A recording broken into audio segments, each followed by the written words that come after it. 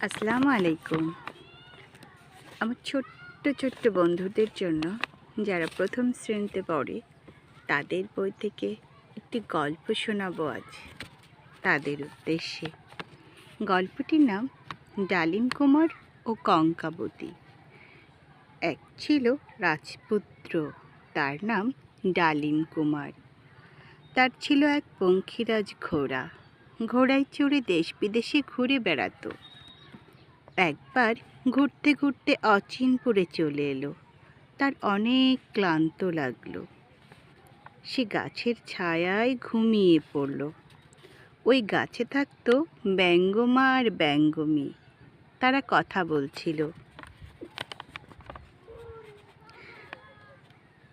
রাজকন্যা কঙ্কাবতীর কি হয়েছে জানো? কি হয়েছে?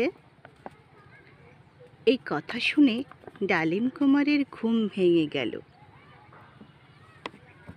সে এখন রাক্ষসপুরীতে। কি সর্বনাশ!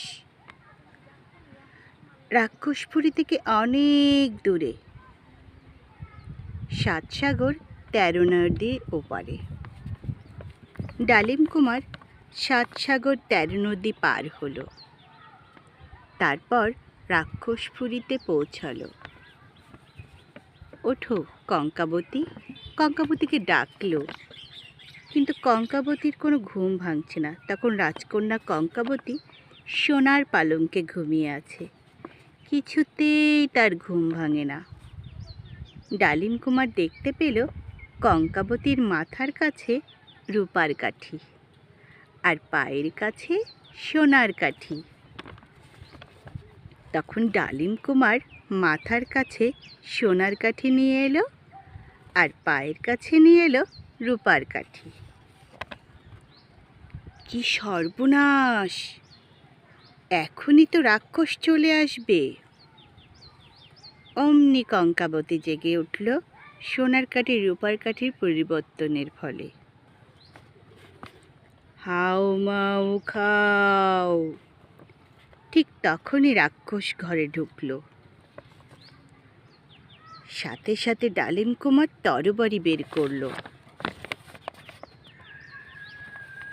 এভাবে রাক্ষস মারা যাবে না, কঙ্কাবতী বলল। রাক্ষসের প্রাণ আছে একটা টিনের কৌটার ভিতরে। ডালিম কুমার জানে না সেই কৌটা কোথায়।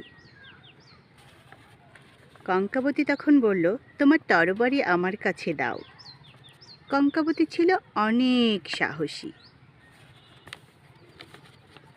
সে তখন পালঙ্কের নিচ থেকে একটা কৌটা বের করল। ঘ্যাচাং করে কৌটা খুলতেই বেরিয়ে এলো একটা ভ্রমর। তখন কঙ্কাবতী তরবারি দিয়ে ভ্রমরটাকে কেটে ফেলল। তারপর কি হলো জানো? তারপর ডালিম কুমার ও কঙ্কাবতী বেরিয়ে এলো রাক্ষসপুরী থেকে। রাক্ষসটা মারা গেল আর কঙ্কাবতী মুক্তি পেল। ডালিম কুমার ছিল অনেক মায়াবী এবং ভালোবাসার প্রতীক। সে মানুষের দুঃখ কষ্ট সহ্য করতে পারত না। উপকারের জন্য নিজের জীবনও বিপন্ন করত। এমনিভাবে আমাদের একজন আরেকজনের পাশে দাঁড়ানো উচিত। মানুষের বিপদে পাশে থাকা উচিত। ধন্যবাদ সবাইকে।